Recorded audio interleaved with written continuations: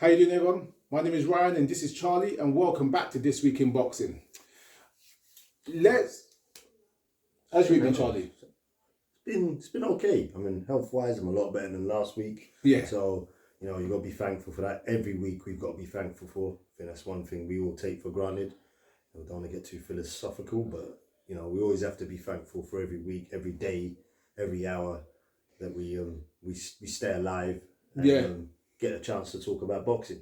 A very positive message. Very, very positive message. I will say this. There wasn't very positive messages last night when we were arguing about boxing with the fellas.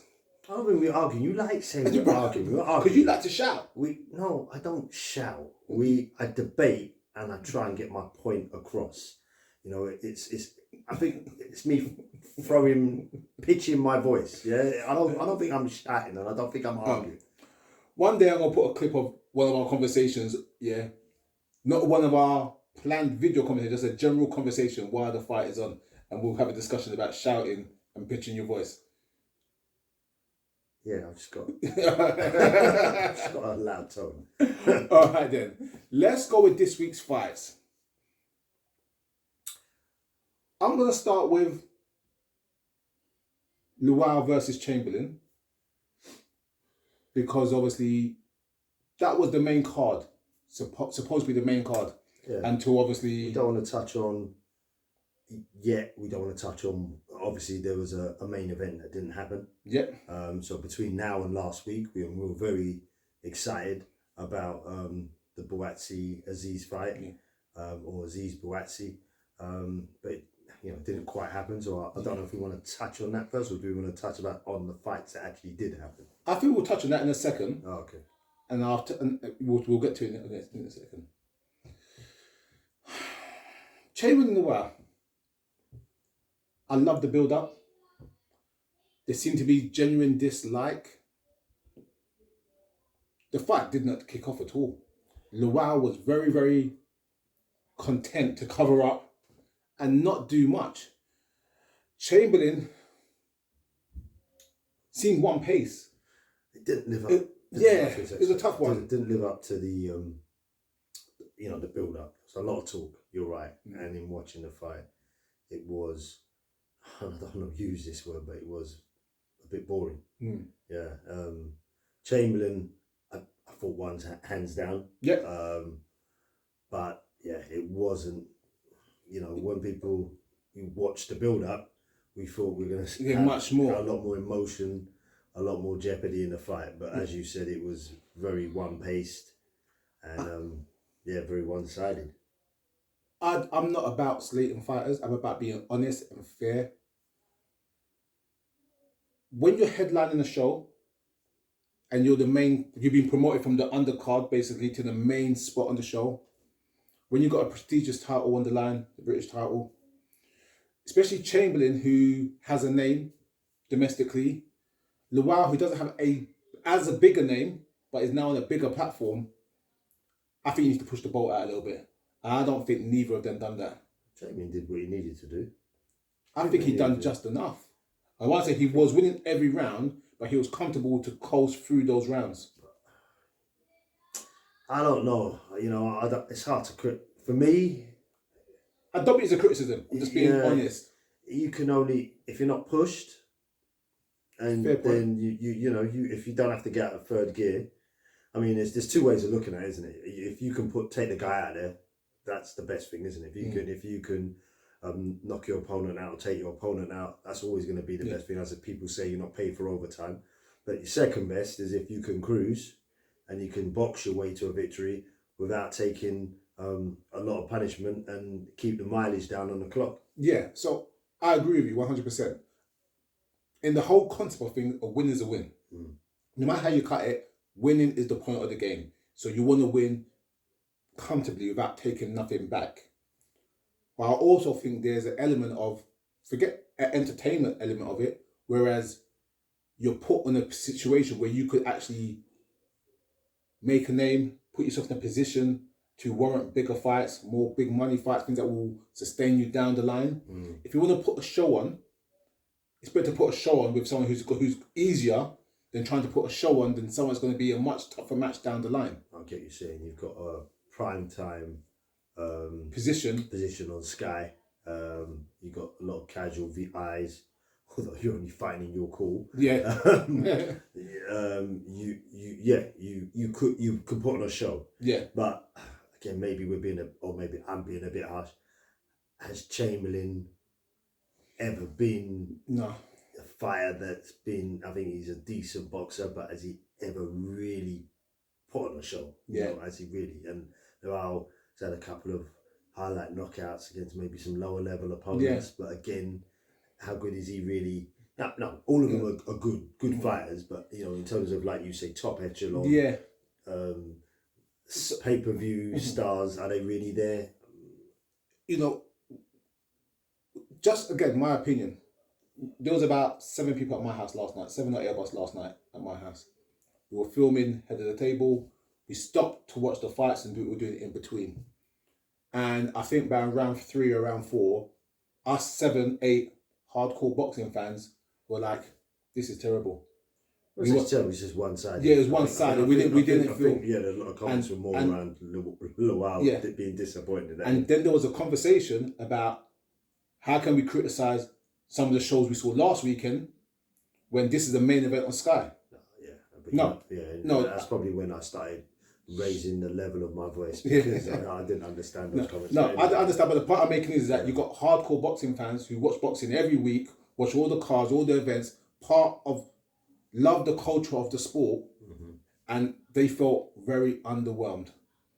Yeah, but it's maybe the level of expectation. I think, I don't even want to go back to last week because that is it's not boxing, but I think the similarity, if you can ever pick a similarity out, is the storyline. So before the fight, there was a storyline, or the two fighters were at it. You know, there was more excitement in the pre-fight events than there was in the actual fight.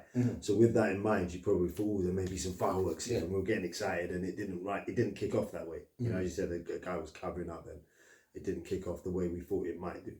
And then you thought that as the fight got on, when you know you're losing, you thought maybe I would think, as has been said before, bring out the kitchen sink and just give it all, leave everything in the ring, as they say. But it didn't happen. Unfortunately, didn't content to lose.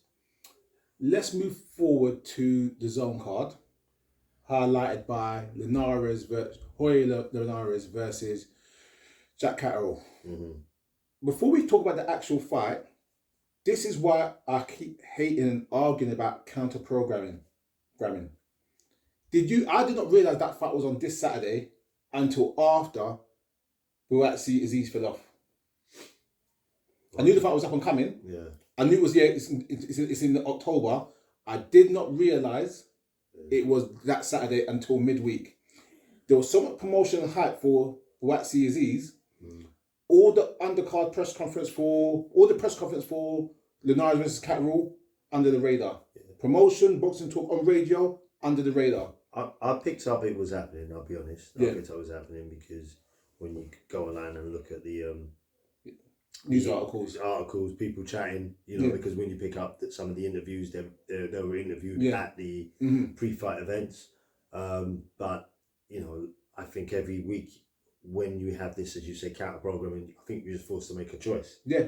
And because I could relate, I think obviously I was looking for the Buatsi Aziz fight, and that always would have taken priority for me over Catterall and Linaires, because I think Catterall and Linaires, and I know I'm jumping the gun a bit here, went the way we would have expected it to. We would have been shocked if it went another way, and maybe there'll be a bit of criticism on Catterall as to why he didn't actually stop him. Yeah. But yeah, you're right. As a boxing fan, we should get the opportunity to watch both fights. Counter program is not new to the sport, but it's been happening too often recently, way too often. And again, I think it's a shame, not just for the fight fans, but for the fighters as well, that they're not getting the coverage they deserve because promoters just refuse to work with each other. All right then, but let's go to the actual fight. Solid performance from Catterall. Linaires, all right, let's be honest, he's not the Linaires as old, but he's a former multiple-time world champion. Yeah. He was here to do a job, yeah, and it wasn't the most entertaining fight, but you've got a name, a win, and something to build off that performance. Catterall I don't think you can put people to bed, if I'm honest. I think he's a solid fighter. He's decent, technically sound, but I don't know if he carries the power. I don't know. Linaires doesn't have the best chin. And he I think he rocked him. I think it was fifth six. But he just after that, and he's the bigger guy. Yeah, he was clearly the bigger guy. Mm-hmm. So I would somebody at that level. Like whereas we looked at it, you talked about the Chamberlain Lawal fight. I don't have them at that level. Yeah, Catterall's talked about being a world class operator, challenging for world titles. And you think he should have done better as a world class operator? Yeah. That I would be more disappointed in that than I was in Chamberlain and Lawal, if I'm honest. So I agree. Catterall talks that he's a world class operator. He should be at that league. He's arguably was undisputed because he beat Josh Taylor as far as I'm concerned. Yeah, there's no dispute or no argument in that fight. He lost. He won that fight, and somehow the judges got it totally wrong. If that was the case, then he is world class. Yeah. I think someone like Linaires, who does have that skill set, that experience, even though he's at the end of his career and was coming on a losing streak, could always make a world class fighter not look as good because he knows the game. Potentially, and I'm not saying you're wrong. I'm just saying, in a cold light of day. I mean, he came out of that fight. He starts calling that Josh Taylor. Yeah. Do you see Josh Taylor's tweet? No, I he sent a tweet out and then deleted it. But you can't hide nothing on the internet. My kind of tweet, I guess. Yeah. You can't hide nothing on the internet. Something along the lines of, you can't finish a guy that is on a losing streak, and you think you're all this and you're not. Where you couldn't finish Sunday dinner or Sunday roast, something like that. He ain't wrong. And this is if you're gonna, if you want to play with, the fire, dance with lions, you gotta be suitably kitted and equipped to deal with it. And he doesn't look like he is. And I don't know. I think if I don't know if Taylor will hang around at the weight, but if he wants to fight Taylor again, I don't think he'll get that chance again. Taylor says he's going 147. Oh, okay. So it's clear. After that Tiafimo loss, the weight, he's saying the weight is the issue. I'm not sure if the weight is it. I'm not him. He doesn't look. He looks tall and slender, but I don't think he looks full size as a welter. He looked. No, maybe not, but he did look drained in that. He looked drained. You can't tell, but yeah. He looked. He did. He, when you looked at the weigh-in, he didn't look great. Yeah. I'm not going to tell professional fighters how to cut weight, but the trick about cutting weight most times is to stay around your fighting weight. Don't blow up. You blow up in between fights, you struggle. We know about that, but how many fighters can do that? Yeah, the top. Yeah. The people, we're not even talking about Hall of Famers, we're talking about even above that, they're the ones that seem to, the Mayweathers, the Crawfords, they're the ones that can Hopkins, manage their weight. Yeah, Hopkins, there's some really, really, really talented guys out there that cannot manage that their weight. Tank Davis. Yeah. I mean, even Shaquille Stevenson, look at his skill set, and he can't manage his weight. Yeah, that's a big problem. Yeah. All right, then. Let's move forward with the news, and let's stick with the fallout from this Aziz versus Buatsi card. It's entertaining. Just before that came out, Box had done a big press release saying that they've signed a partnership deal with NBC in America to showcase the fight. Peacock, yeah, NBC. Peacock's under NBC. Yeah, I like calling it Peacock. To showcase the fight in America and to showcase boxer cards over in America. Yeah. And then maybe a day later, 2 days later, this pulls out. You can't blame a promoter for fighters pulling out or injuries happening and everything, but that wasn't a very good look for your your flagship show, your marquee show, your big event to come over in America, and then you got the performance we got from Lawal and Chamberlain. Mm-hmm. On top of that, the timing for the pull-out, again, injuries happen. You could injure yourself bloody stepping off a curb. Yeah, it happens. The timing was not good. I think Boxer should have just slated that card until later in the year. I don't disagree with you, and that's it. It would have been painful. I don't also disagree with putting it on and getting the boxers paid. Mm-hmm. Yeah, because as you know, it's said time after time is you've got an undercard and fighters that don't earn their money unless they get a fight. Yeah. So for them, I'm happy that they put on a event, even though it probably was nowhere near the size of the event had it been in the O2. But yeah, I tend to agree it wasn't probably strong enough and wasn't the best good look. When you got a platform like Sky, if you're gonna do something like that sort of event was like I've got to be careful, but it's like a prize fighter event. Yeah. So depending on what you like, Sky is still the biggest platform. Yeah, 100%. In the UK, it's still the biggest platform. You got TNT, you got the Zone, you got everything else, but Sky. You had Arsenal versus Chelsea, and it rolled into the boxing afterwards, and you've got viewers. You're in a pub, they change the channel. Yeah. You know, you're absolutely right. And take it to account, like I said, it was their big broadcast in America. It didn't look well. I agree with you that the fighters need to be paid, and obviously we understand that getting a venue at short notice and all the other logistics around getting a fight, because if you cancel the card, the fight's gonna have to come out of camp, then go back into camp, whatever, so on and so on. So it's gonna be difficult. However, there's about 8 weeks before the end of the year, Christmas. So there was sufficient time to plan something and do something. Maybe you wouldn't have got the O2. Mm-hmm. Maybe it would still end up in York Hall, but you would have had a stronger product to put out there. All those tickets that got refunded because the O2 holds 20,000, York Hall holds what? 1,000, 2,000? Something like that. Yeah, not a lot. You've lost money now. You know what I mean? And now you're going to have to reinvent this card and start from scratch with a new undercard and the main event. I think he's actually not being critical, but you've actually hurt the product. I think Does that make sense? Well, he's got something out there, and then he's got another opportunity now to put another event out there. And I think it's hard because you've got a guy, you know, in Mr. Shalom at the moment who's probably under a bit of pressure. Yeah. Under a bit of pressure. It doesn't seem to, it's not a lot going well. Yeah. If he does put on a fight, it seems like his fighter's getting turned over. If he gets into purse bids, he's pulling fighters out of purse bids.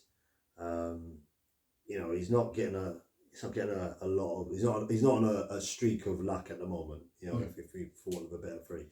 So I can understand nervousness about canning the whole show. Yeah, trying to put something on, and he probably did. They did well to get an event out there, and it gave us something to watch. Yeah, they managed to suitably hype the event, even though, as we said, the end product wasn't great.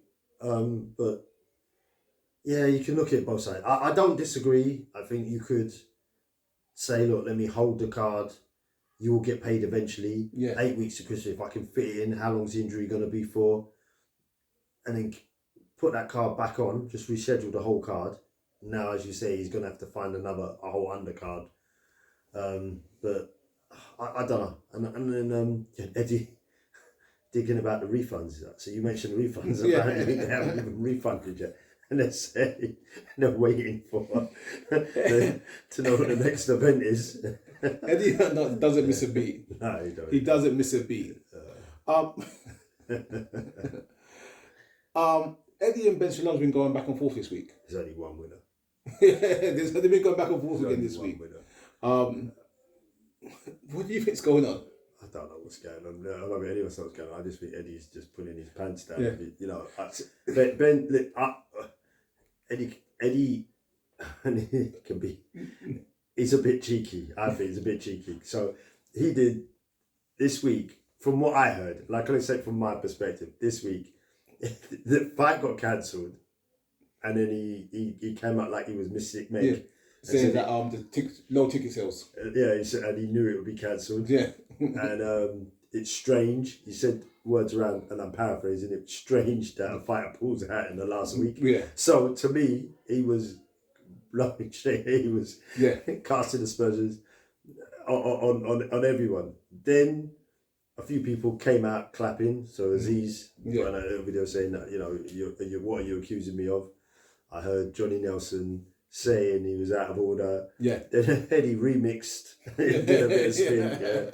Did his Puff Daddy remix, his dancehall remix, every remix you can think of. Yeah. And said, no, I didn't quite say that. You got to listen to what I said. And this is him in a nutshell. He's slick with his words, and I think that. I'm not saying we don't want no more promotional dramas. However, Benjamin's got to do something or got to say something. What can he say? Let me tell you the reason why, yeah? Remember the old school bully story? Yeah? Yeah? You got to slap the bully or he will never stop. Yeah? And right now, Eddie Hearn is all over Benjamin for I'd say weeks or days. It's been months. And Ben hasn't got one slap yet. He's got to help He himself. needs to stand up for himself. But he's got to help himself. He needs to stand up for himself. Maybe win a purse bin. You know, you've got to help yourself, isn't it? Like, he can't... What? You've got to... There's ways to slap back, but you've got to stand up. You've got to stand up. Yeah, but he's not. Like, he's a purse bin. Oh, I'm back out of that one. How many times are you going to let the bully push off the street? I don't know. I'm telling you, it has to stop somewhere. And I feel sorry for Ben in terms of he's got a massive platform. I don't want to say boxers struggling financially, but they don't have as deep pockets as other promoters. Yeah, so he has to market himself a certain way. Yeah, but by playing nicey, hush, it's actually hurting his brand. Listen, whereas if he pushes back and Eddie stops picking on him, then you could start doing something. But right now, Eddie doesn't want to help or do anything for Ben because he could just walk all over him. Because Ben Shalom has got the platform. Yeah. He doesn't need it. He needs money. Obviously, everyone needs money. But he's got the platform. He can make stars with the least amount of money to make stars. But he can make stars. They can make their own. Like, so Eddie got to a point when you look at Josh or whatever, because he was on Sky. That's why he stayed on Sky even when Eddie went to the Zone, because that platform is in terms of casual followers. It's massive. It's bigger than BT. Well, BT's got it. It's so. But what he's been given he's been given the keys to quite a powerful tool. He's making a mess of it. Right. Don't get me wrong. I'm not having a shot at the York Hall. I actually love the York Hall. We've been York Hall loads of times. It's part of the manor. It's local. Yeah, love York Hall. You're already taking a bit. No. We've been York Hall loads of times. Yeah, right. It's not a problem. But here's what I'm trying to say: though, let's be fair. Let's be honest. You're gonna say. When Sky had the contract with Eddie Hearn, and Eddie Hearn had his fight night shows, look at the production quality, the location, the venues around the UK. He had York Hall. But it was prize fighter or something like that. It was exactly. Yeah. Ben Shalom right now, over the past 2 or 3 weeks, had 2 marquee shows in that location as the main event type. I'm trying to say. And it's not like you're getting loads of tickets coming in, because I say it's a very small venue, and obviously the tickets are slightly cheaper. And I'm just saying that as a promotional entity, you get my point. I'm trying to say this in the nicest way possible. Like, the production value has gone from one level to another level. Look, again, I'm not going into other sports, but you had, let me get it right this time, Chelsea versus Arsenal is a big game, right? So no, I don't know about I know you don't know about football, but people out there know, right? Yeah. So Chelsea is a big game. So you've got that game on, then the people after that game will be in a bar, a pub, or will come out of the stadium, go into a bar. Then you've got a whole audience there for boxing. And this is where AJ, and I believe, and other fighters built their names, because you get the casuals coming. The crossover audience, You're then competing with a Rugby World Cup, if I get it right, semi-final, which England are in. So again, that was on. And then when that finished, it coincided with like the main event nicely. Yeah, so if some people watching that, again, they'll turn over to Sky. I know that was on terrestrial TV. So it was a prime spot. Yeah. Prime TV slot. And you're right. It fell over. Yeah, and you had people fighting in New York Hall. But this is what I'm trying. Like I said, I appreciate the fact I should need to get paid and everything, and you're 100% right with that element. But it might have been better, like I said, to shift the show because, like I said, you may have hurt your brand because the casuals said, "Oh, I ain't watching this stuff no more." I mean, what was the fight for? And this is the other thing you got to look at. Maybe you got to look at when you're building a show. What is the fight for? So we had Aziz v Buatsi. Yeah. Is it a final eliminate? What is it for? And then maybe you have an opponent, a substitute opponent, and then you say, well, have that fight for that so that person's career can move on. I don't know, but so there's an issue. You can't always guarantee someone's going to sit on the back bench to be the replacement opponent. You can't always do that. And again, people pulling out on the week of the fight is rare. Also, but on the flip side, you need to have an undercard that is strong enough to sustain a pullout. Yeah. Back in the day, again, I'm old school. Let's go back to the 90s. If the main event pulled out, the co-main event or the second fight was strong enough to hold up. We're not getting that. Now, even though Lawal Chamberlain on paper looked good, as you alluded to earlier, Lawal was still fresh. Yeah. Like it wasn't an established name or draw to bank up as a good B-side. I think we struggle with that though. I think because we have banter about the cards. Yeah. You like telling me how weak Frank Warren's undercards are, and I like telling you how weak some of the zone undercards are. But the problem we've got is, joking aside, is that because the fighters are so split, I think back in the day, because you had similar maybe amount of promoters, but less promoters affiliated to TV channels or stations or broadcasting networks, you could probably get a decent undercard. You'd have different promoters on one event. And I think we've got to try and get to that. You're absolutely right, because I think when people could maybe disagree, and that's why you like, subscribe and comment, I just think what we're seeing is a byproduct of the fact that it's so fragmented, and so you get weaker undercards on all the events. Like, I don't even know what was the undercard of Linaires, Catterall, Linaires. Yes, I don't even know. Yeah. No, I agree. We done a video yesterday about some of these problems, and they'll go out in the next few weeks. But like I said, I don't. Yeah, good video. Boxing's got a problem, and like I said, we need to fix it. Yeah, we're gonna start a campaign. Yeah, save our boxing. Yeah, we talked about the t-shirts. Save our boxing. We're gonna start a campaign. More news to follow. All right then, let's go with some of the news. Not a lot of news this week, just a few little bits to touch on. Let's start with this piece of news. John Fury.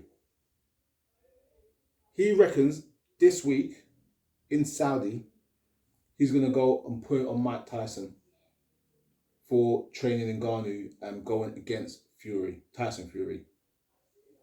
I've got one message to John Fury. Please go in with that same energy to Mike. I would love to see. You're not being nice yet. You've got to be nice. See, John Fury wants to fight everyone. Yeah, but ripping his shirt off, banging glass, throwing chairs. He wants to fight. If he wants to fight, go fight Mike. You've got to look at what's going on, right? And there's some people, some really nice people. I think really nice people, some fathers, that we're seeing suffering a bit. I think so. We've got to be careful, because why are you laughing? Yeah, because what John's doing at the moment, what he's saying, doing, it's a bit. To me, it's erratic. So after the fight, or not fight, the event, he was thanking everyone. He seemed quite a gentleman. Seemed okay. Then the next day, like you say, he's calling out Mike Tyson, and then the day before he's banging on glass. I'm not sure. I'm not sure what's going on there. I love the evolution of Mike Tyson. As a guy that's grew up with Mike Tyson my entire life, from where he was, even 15 years ago, 10 years ago, he's made a massive change to his life, to his health, his mindset. He seems to be in a really good place. And I'm really happy that someone who had the issues Tyson had is living a life, because he thought he'd be dead by his 35, 40, and all this other stuff. So as much as I'm happy for Tyson, I don't want him to know all occasions. There's a phrase, don't poke the bear. Mike's been a cool thing. If you go there and poke Mike, yeah, right? If John Fury was to go there and poke the bear, whatever happens after that, yeah, that's on to you. I don't think he's being serious. He can't be. I said, I hope he is. No, I don't think I hope he is. As I said, he's either got some issues he needs looked at. John Fury wants to fight everyone. He wants to fight. He wants to pick a fight with someone. Well, maybe he does. Maybe he's go ahead. Maybe he's looking to make money. Maybe he's looking to have an exhibition and make some money. I don't know. But yeah, he's been a bit erratic lately. But like you say, if he really wants it, then let him go and get it. Seriously, go ahead. I'm not being bad. I know Mike's in his mid-50s now, and I'm trying to say, yeah, be honest. Pick a worse person to go pick on. Yeah, he couldn't. No disrespect. Seriously, go pick a worse person to go pick on. Who in their right mind will even say that? I mean, in terms of age, they're probably... Yeah, it's a fair fight. Yeah, but you don't even... You know, if you've got someone in their prime, you would know in there. Why are you trying to take them on now? Yeah. You know, it don't make sense. All right, then. Tony Bellew. He's been floating this thing about coming out of retirement and having a fight. First of all, like an exhibition. And now he's having a real conversation about coming out to fight the Bridgerweight champion, Lucas Rozansky, the guys that beat Alan Babbitt for the WBC Bridgerweight title. Bellew saying he wouldn't have a chance and it will take him out within 6 to 8 rounds. If he was in his prime still, if he was under 36, I believe, it wouldn't last 2 or 3 rounds. Let him crack on. Yeah? Let him have a go. You think so? Not really, but let him have a go. If these people, like you say, if these people were retired for a reason, so just stay where they are. But like you say, I think sometimes it seems like they struggle. I think for Bellew's career trajectory, I think he had one of the best endings you could ask for. He wasn't really destined for a world title. He got a world title. He had the big paydays. He had the big fights. He fought Usyk. Even though he lost in a credible way. Brilliant. He's gone to Hollywood. Yeah, you get my point. And I'm trying to say, why he's not broke. He's got a bit of money in the bank. Why go back round? I'm trying to say, why go back round into this scenario? I don't know what to say, man. It might be like something missing in people's lives, isn't it? If you, it's got to be like a drug, I guess. Boxing, with when you're there. I think one of the best things, like you talk about Mike Tyson, and he's kind of moved. And again, I don't know. We're just putting it out there and thinking out loud, but. He kind of moved away from boxing. Yeah. And he's found a life and peace somewhere else, yeah? And he even came back and did exhibitions and so forth. So there's obviously, with fighters, when they retire, something that's missing. Yeah. And they always want that kind of, so it's like a drug. Yeah, reassurance that it's still there. That hit, yeah. So... I understand that, and I think exhibition or whatever, but he's talking about going for an actual real fight and a real fight. But all of them, innit? You know what I mean? Johnny Nelson wanted to come back and fight Huck back in the day. Ricky Hatton came back after. Who the guy? Shevchenko? Yeah.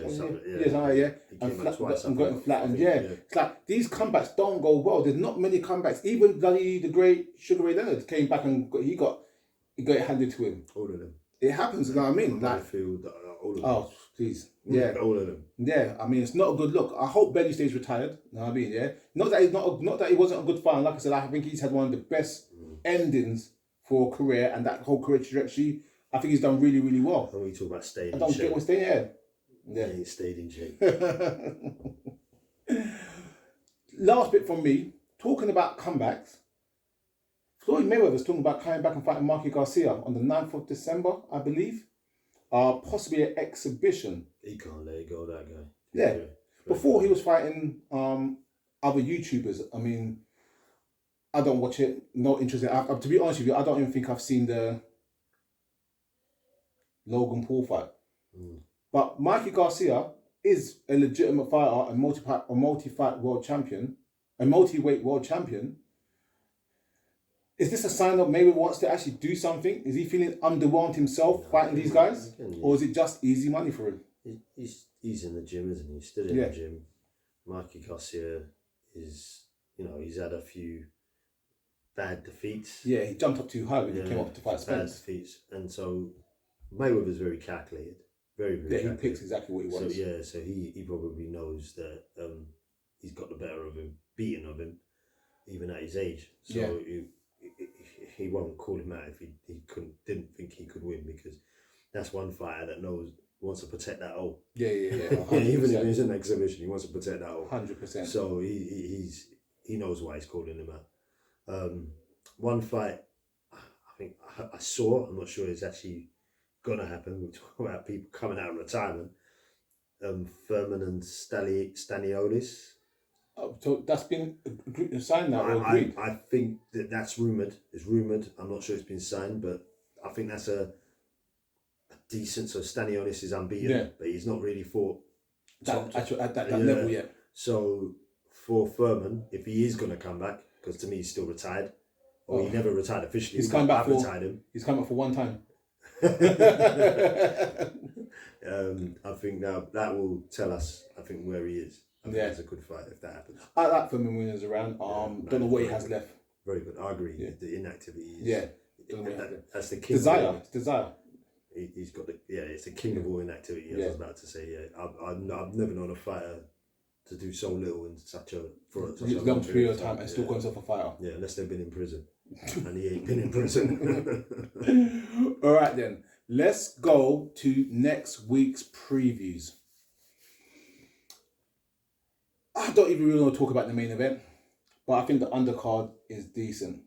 I'm talking about Fury and Ngannou. Yeah, like we said before, we'll watch it. I'll be lying if I said I won't watch it, but we don't expect much.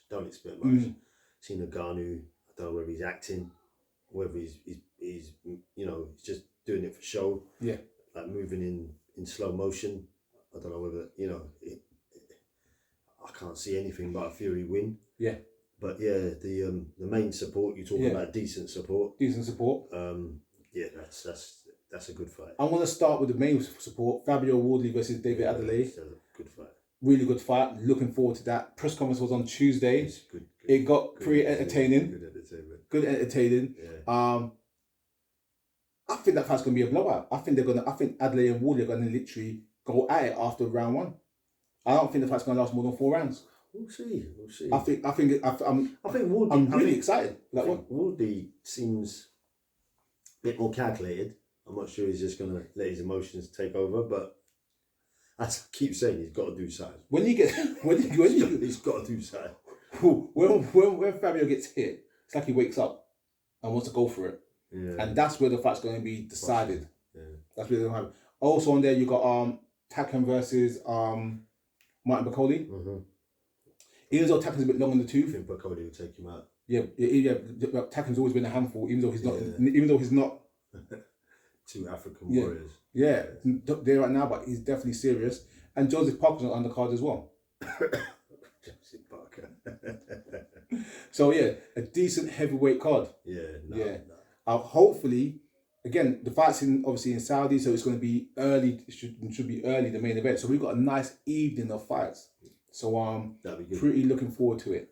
That'd be good. I think that's I think they've done all right. Yeah, done all right. Done all right. Considering the main event is like a misfits fight. Yeah. For my prediction though, for the main event, I think if Fury was smart, he ends this as quick as he can.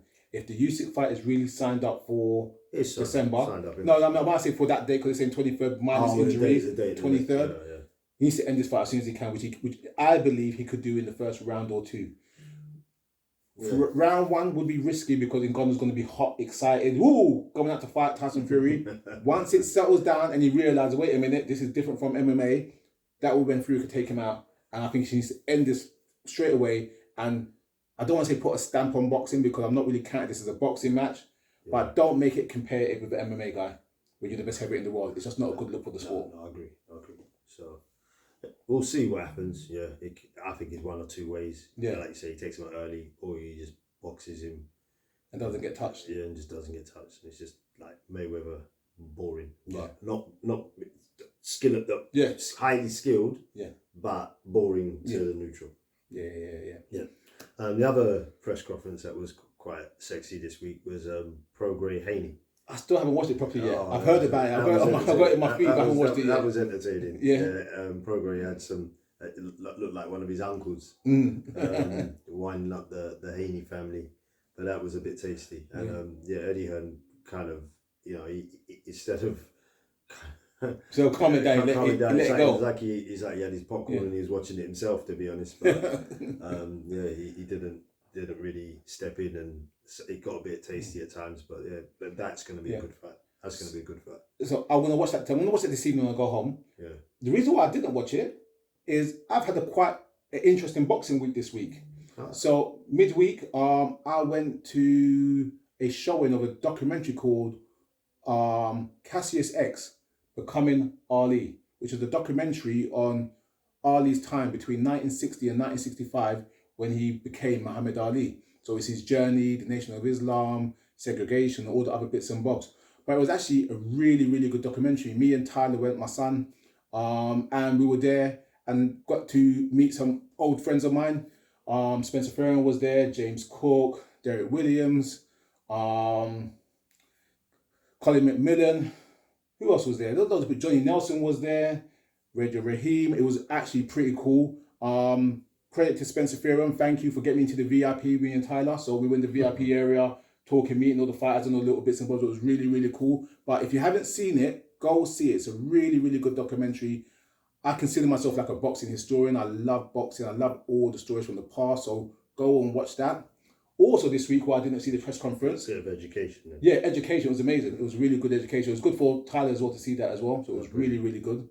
But also this week, I went and saw in Canada Water, they've got a live interactive performance of the Rumble in the Jungle.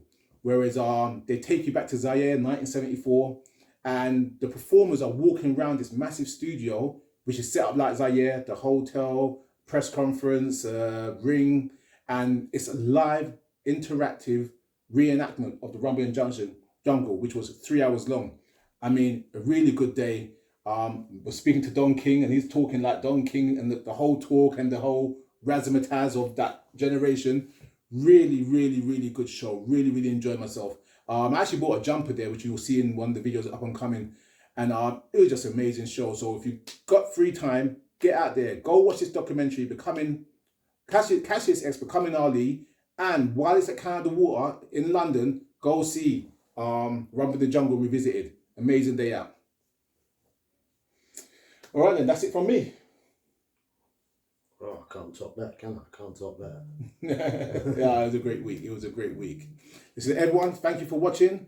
Please share, like, and subscribe, and we catch you on the next one.